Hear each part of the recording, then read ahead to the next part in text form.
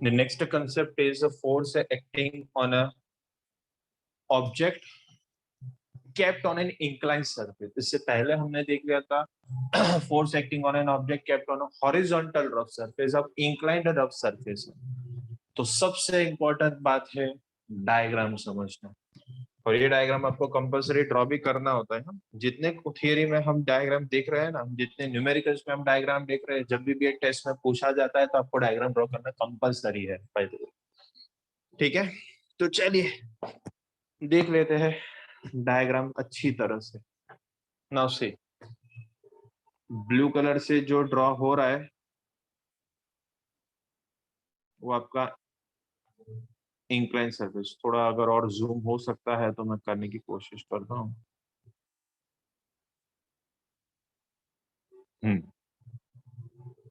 This blue surface represents inclined surface. Blue colour आपका inclined surface, ठीक है, जिसके ऊपर येलो कलर से ये एक ब्लॉक रखा है ऑफ मास m। तो एज यूजुअल ग्रेविटी अपना काम करेगा वर्टिकली डाउनवर्ड, ये आ जाएगा mg। अब इस ब्लॉक का इंक्लिनेशन है थीटा, ये थीटा है तो ये थीटा बन गया। अब मैंने आपको कुछ सिखाया था 4th चैप्टर में एसी, किसी को याद है एसी का फुल फॉर्म?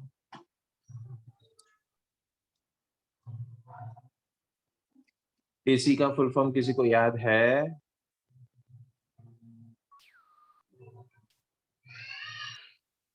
यस और नो? Yes sir. बोलिए। Angle cos. यस, एंगल से हमेशा कॉस कंपोनेंट हमें मिलता है। तो देखिए ये हम ले रहे एंगल से कंपोनेंट, तो mg का एंगल से कंपोनेंट मिल जाएगा हमें कौन? mg cos थीटा, और cos को परपेंडिकुलर कौन बन जाएगा? mg sin theta. तो डायग्राम में देखकर मैं एक क्वेश्चन पूछता हूँ, आप लोग मुझे आंसर बताना। Which component of weight is responsible for the motion of block?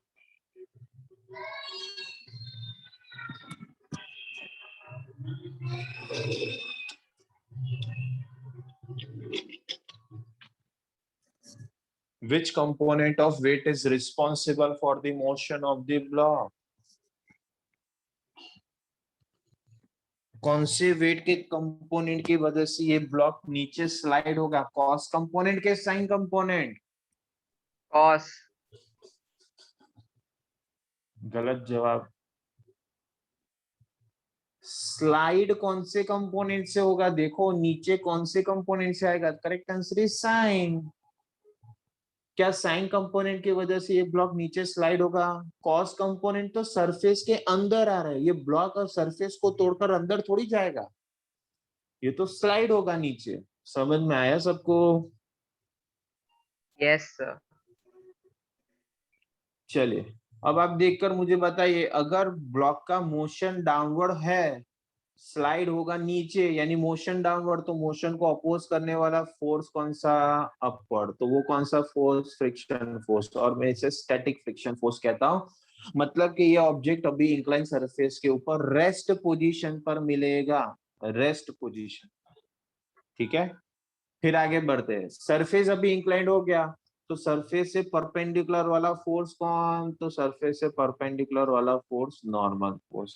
Normal force हमेशा सरफेस से परपेंडिकुलर ही रहता है, नॉर्मल फोर्स हमेशा सरफेस से परपेंडिकुलर ही रहेगा। अब रिएक्शन यहां पर आपको समझ में आएगा। रिएक्शन हमेशा है ना वेट को बैलेंस करता है, always reaction force balance is weight. पहले वाले सिचुएशन में क्या था? वेट नॉर्मल और रिएक्शन दोनों को बैलेंस कर देता था, क्योंकि सरफेस हॉरिजॉन्टल था। लेकिन अब सरफेस इंक्लाइंड हुआ है तो नॉर्मल इंक्लाइंड हो जाएगा, लेकिन रिएक्शन तो वेट को ही बैलेंस करेगा, और वेट हमेशा वर्टिकली डाउनवर्ड होगा, चाहे सरफेस हॉरिजॉन्टल हो कि टिल्टेड हो कि इंक्लाइंड हो, वेट डाउनवर्ड ही रहेगा तो वेट को बैलेंस रिएक्शन हमेशा करेगा in upward direction. That completes the explanation related to the forces acting on the block kept on an inclined surface. एक बार पूरी अच्छी तरह से ये डायग्राम आप लोग देख लो। अभी भी डायग्राम में कुछ डाउट है, कोई फोर्स ना समझ में आया हो तो पूछो, तो मैं एक्सप्लेन करता हूँ। Yes, go through this diagram.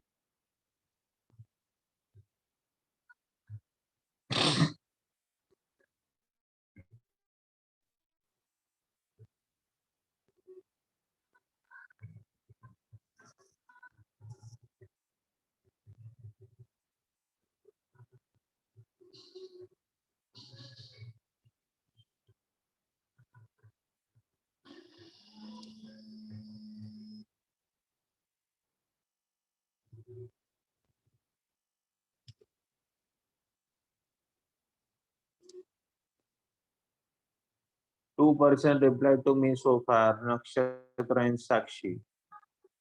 उन लोगों को कोई डाउट नहीं है, but what about others?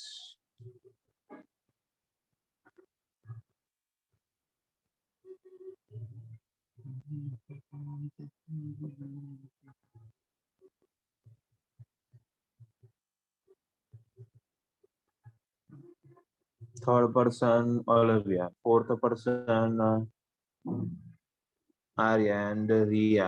Okay, देव।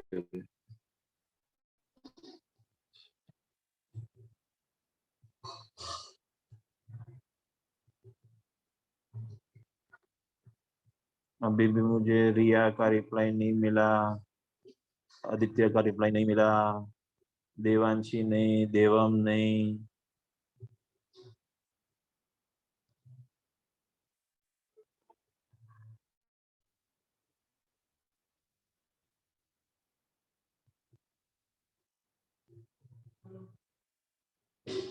चलिए अब आगे बढ़ते हैं। अब आपका सरफेस ये रेड कलर वाला है, तो रेड कलर के पैरेलल में आएगा आपका एक्स एक्सिस, और रेड कलर के परपेंडिकुलर ही हो गया ये ब्लू कलर, यानी ये आपका बन गया वाई एक्सिस। ठीक है, ये एक्स एक्सिस है और ये वाई एक्सिस है। तो फिर से ये मैंने स्टैटिक फ्रिक्शन फोर्स लिखा, मतलब कि ऑब्जेक्ट रेस्ट पर होगा। ऑब्जेक्ट रेस्ट पर होगा, दैट मींस एक्स एक्सिस और वाई एक्सिस पर जितने भी फोर्सेस एक्ट कर रहे हैं वो सब लोग एक दूसरे को बैलेंस करेंगे। तो देखो ना यार, अनम्यूट होकर कौन मुझे बताएगा कि एक्स एक्सिस पर कौन कौन से फोर्सेस एक्ट कर रहे हैं? अनम्यूट होकर एक्स एक्सिस पर कौन कौन से फोर्सेस एक्ट कर रहे हैं?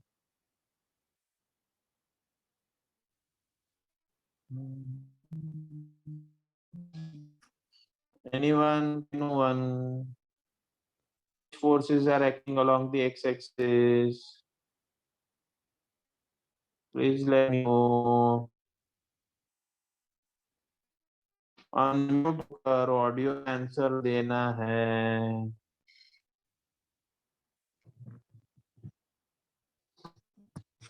फटाफट जल्दी।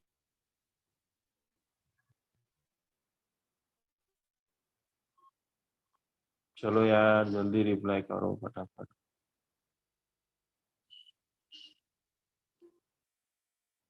नक्षत्र भाई एक्स एक्सिस पर। mg sin चलिए theta साक्षी and जी static electric force, static frictional force. हाँ अला इलेक्ट्रिक किधर आ गया वो भाई, अभी देर है इलेक्ट्रिक को। Correct answer is M G sine theta और एफ एस। एफ एस जा रहा है पॉजिटिव एक्स एक्सिस पर, तो इसे प्लस ले लेंगे। एम जी साइन थीटा नीचे जा रहा है तो इसे माइनस ले लेंगे। फिर आप देखिए तो वाई एक्सिस पर कौन सा फोर्स है? एक एम जी कॉस और दूसरा नॉर्मल। नॉर्मल ऊपर जा रहा है तो प्लस ले लेते हैं, एम जी साइन थीटा नीचे आ रहा है तो उसको माइनस ले लेते हैं। ये चारों फोर्स आपको समझ में आ गया। अब आपको ये रिएक्शन फोर्स के बारे में नहीं सोचना है, फिर वेट के बारे में भी नहीं सोचना है, क्योंकि ये लोग एक्स एक्सिस और वाई एक्सिस पर आते ही नहीं है। अब हमारा एक्स एक्सिस और वाई एक्सिस चेंज हो चुका है। एक्स एक्सिस सरफेस के पैरेलल है और वाई एक्सिस सरफेस के परपेंडिकुलर है। तो mg यानी कि वेट और रिएक्शन फोर्स को बोलो टाटा, तेरा कोई काम नहीं, चल तू जा। बराबर। तो एक्स एक्सिस और वाई एक्सिस के फोर्सेस एक दूसरे को बैलेंस करने चाहिए। अब फिर से वो सारे देख लेते हैं यहाँ पर हम, कि एम मास है, वेट एम डब्ल्यू वेट है, आर रिएक्शन है, नॉर्मल फोर्स है जो रिएक्शन का कंपोनेंट होता है, थीटा है एंगल ऑफ इंक्लिनेशन, और F S static frictional force. अब फिर से अगर ये ब्लॉक इक्विलिब्रियम कंडीशन में है तो summation of all the forces acting along the x axis must be zero. ठीक है। तो एक्स एक्सिस यानी कौन, तो सरफेस से परपेंडिकुलर वाला। बराबर। तो mg sin थीटा और fs एक दूसरे को mg sin थीटा और fs एक दूसरे को बैलेंस करना चाहिए, इक्वेशन नंबर 1। अगर y एक्सिस पर भी इक्विलिब्रियम कंडीशन है, y एक्सिस यानी परपेंडिकुलर टू सरफेस, यानी नॉर्मल बैलेंस होना चाहिए mg cos थीटा को, नॉर्मल बैलेंस होना चाहिए mg cos थीटा को। तो फिर से आप इक्वेशन 1/2 का रेशियो लो, यानी fs बाय n का रेशियो लो, तो that will B mg sin theta upon mg cos theta. mg cancel and sin theta by cos theta is what, sin theta by cos theta is what, tan theta. tan theta, and fs by n is what, frictional force upon normal force is what, fs upon n is what, mu s. exactly। तो fs upon n की जगह पे आपने mu s लिख लिया, और m sin theta by cos theta की जगह पे आपने tan लिख लिया। तो जब हॉरिजॉन्टल रफ सरफेस था, हॉरिजॉन्टल रफ सरफेस, तो आपका फॉर्मूला आता था कि mu s is applied force upon mg। लेकिन जब आपका सरफेस इंक्लाइंड हो गया तो म्यूएस का फॉर्मूला बन गया tan theta, where theta is the angle of inclination. Both the derivations are important. अगर आपका टेस्ट लेना है इस चैप्टर के पार्ट का, डेफिनेटली इन दोनों में से कोई ना कोई एक डेरिवेशन तो टेस्ट में आएगा ही आएगा। So please mark it as most important derivation. All of you follow this. ये पूरा डेरिवेशन सबको समझ में आया? एक बार चेक कर लो, सारे स्टेप्स चेक कर लो एक बार। कोई डाउट है तो पूछो, नहीं है तो we can proceed further now. Go through this entire derivation.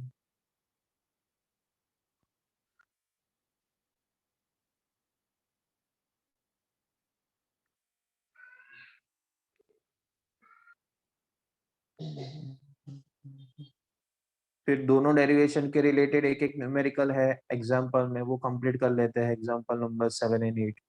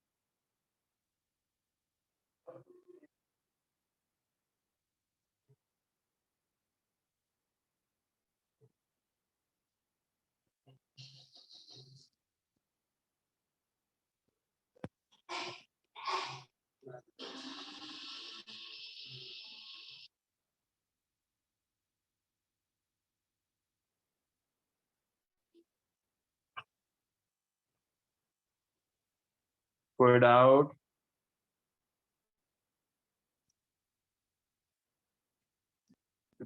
कोई डाउट?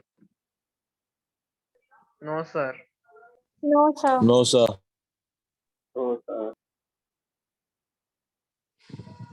चलिए, तो दो न्यूमेरिकल्स ले लेते हैं, एक एग्जांपल 5.7 और दूसरा example 5.8। Yes, volunteer to read the question.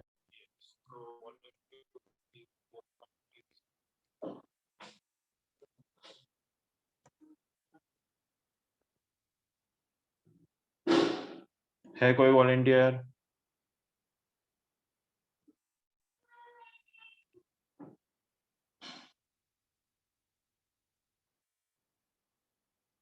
Yes sir. चलिए। Example 5.7. Determine the maximum acceleration of the train, in which a box lying on its floor will remain stationary, given that the coefficient of static frictional between the box and the train's floor is 0.15. और कुछ जानकारी? No sir, बस इतना ही है. तो एक बार फिर से नक्षत्र जी. Example 5.7. Determine the maximum acceleration of the train in which a box lying on its floor will remain stationary, given that the coefficient of static frictional between the box and the train's floor is 0.15. Okay okay. Now देखिए, एक train है, train के floor पर एक box रखा गया है, train के फ्लोर पर एक बॉक्स रखा गया है, ठीक है. अब ट्रेन चल रहा है कुछ एक्सेलरेटेड मोशन पे, लेकिन ट्रेन के सरफेस के ऊपर ये जो बॉक्स है ना वो मूव नहीं कर रहा, वो रेस्ट पर ही है. तो दैट मीन्स आपको समझ में आना चाहिए कि ये बॉडी जो है वो रेस्ट पर है, मतलब इसके ऊपर जितने भी फोर्स एक्ट करते होंगे वो सारे एक दूसरे को बैलेंस करते होंगे. So again it is a case of a static friction force. बराबर. तो जो फर्स्ट सेशन के एंड में हमने डेरिवेशन देखा था, सेम टू सेम वही है कि वेट डाउनवर्ड जाएगा, नॉर्मल अपवर्ड जाएगा. अगर अप्लाइड फोर्स लेफ्ट साइड और राइट साइड पर है तो स्टैटिक फ्रिक्शन लेफ्ट साइड पर एक्ट करेगा. अब आपको बताया कि बॉक्स के और ट्रेन के सरफेस के बीच में जो कोएफिशिएंट ऑफ स्टैटिक फ्रिक्शन का वैल्यू है ना, दैट इज 0.15. कितना है? 0.15. तो ये सब कुछ डेरिवेशन हमने देख लिया ऑलरेडी. तो अब तो रैपिड में हम जा सकते हैं आगे, फास्ट फॉरवर्ड मोड पर हम जा सकते हैं. देखिए, अगर एक्स एक्सिस की बात करो तो applied force static friction force को बैलेंस करेगा. फिर वाई एक्सिस की अगर हम बात करें तो नॉर्मल वेट को बैलेंस करेगा, ठीक है. अगर दोनों को डिवाइड कर दो तो एफ एस बाय एन हो जाएगा एफ अपॉन एम जी. लेकिन एफ एस बाय एन को तो क्या कहते हैं? Mu S. तो म्यू एस हो जाएगा एफ बाय एम जी, ठीक है. तो ये पहला फॉर्मूला हम रखते हैं, ये पहला फॉर्म. फिर न्यूटन सेकेंड लॉ क्या कहता है कि F equal to M A. Newton second law क्या कहता है? F equal to M A. तो मैंने F की जगह पर एम ए रख दिया और नीचे एम जी तो था ही, नीचे एम जी तो था ही. अब आप देखिए तो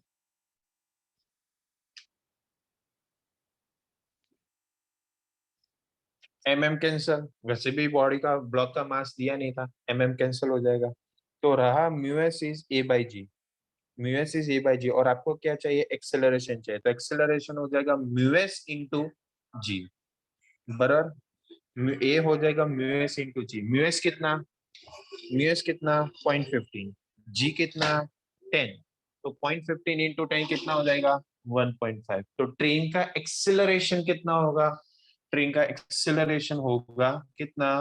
1.5 metre per second square. Is this numerical is clear to all of you? Please reply to me.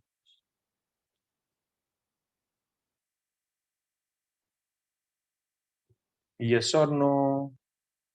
Yes, sir. Thank you. What about others?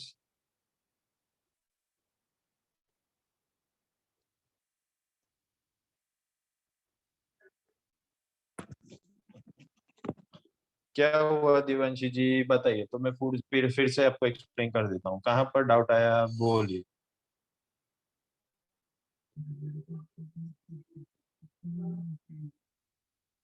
Yes, Divanshi, you can unmute yourself. I can sir explain it again. बोलो. Sir question question समझ में मतलब question नहीं समझ में आया. ठीक है, चलिए. तो अनम्यूट ही रहना.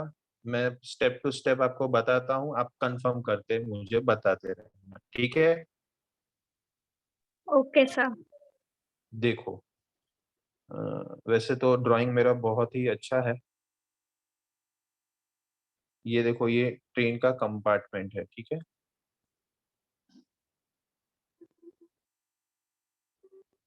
दिखा रेड कलर का कंपार्टमेंट ट्रेन का आपको? Yes sir.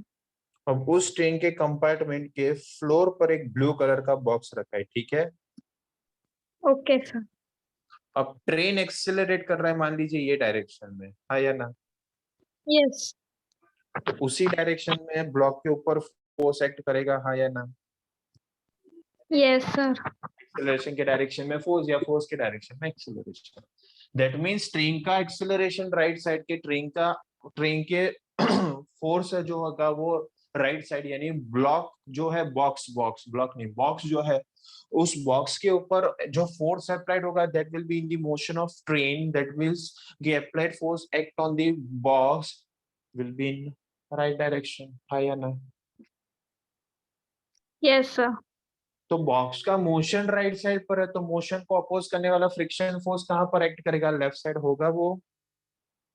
Yes sir. तो देखिए static friction force black colour से मैंने बताया वो लेफ्ट साइड पर चला गया। Yes sir. अब ग्रेविटी तो हमेशा डाउनवर्ड ही एक्ट होता है, हाँ या ना। Okay sir. तो ग्रेविटी तो डाउनवर्ड ही जाएगा mg, और mg डाउनवर्ड है तो सरफेस को परपेंडिकुलर वाला नॉर्मल फोर्स अपवर्ड हो जाएगा ना। हाँ। तो आपको ये पूछा है कि इस ट्रेन का एक्सेलरेशन कितना होगा जिससे ये बॉक्स ट्रेन के सरफेस पर रेस्ट पोजीशन पर ही रहेगा। अब रेस्ट पोजीशन पर कब होगा, जब इस बॉक्स के ऊपर जितने भी फोर्सेस एक्ट हो रहे हैं ना वो सारे बैलेंस हो जाएंगे एक दूसरे से। अभी समझ में आया आपको। Yes sir. अभी सॉल्यूशन में डाउट है तो वो भी मैं समझा देता हूँ, फिर से देख लो एक बार। देखो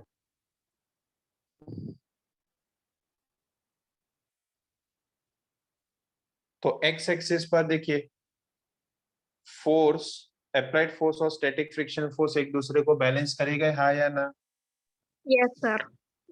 और वाई एक्सिस पर देखो तो नॉर्मल वेट को बैलेंस करेगा, हाँ या ना।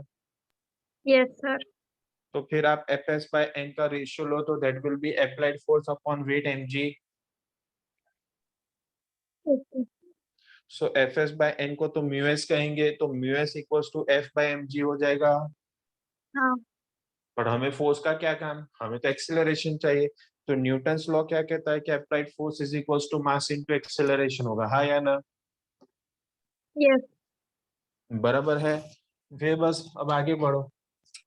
तो मैंने सब्स्टिट्यूट कर दिया mu S is F by M G की जगह पर M M by M G, M M cancel तो mu S is A by G, पर हमें तो ए चाहिए था तो A is mu S into ji.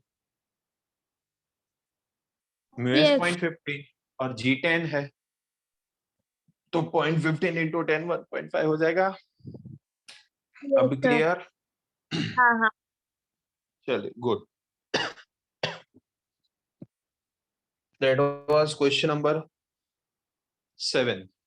Now last question for today, that is example number 5.8, last question for today. Yes Nakshatra bhai, read the question. Now it is a question based on a topic force acting on an object kept on an inclined or rough surface. आज का पहला derivation, second session का पहला derivation के base पर। yes Example 5.8. A mass of 4 kg rests on a horizontal plane. The plane is gradually inclined until at an angle theta is equal to 15 degree. With the horizontal, the mass just begins to slide.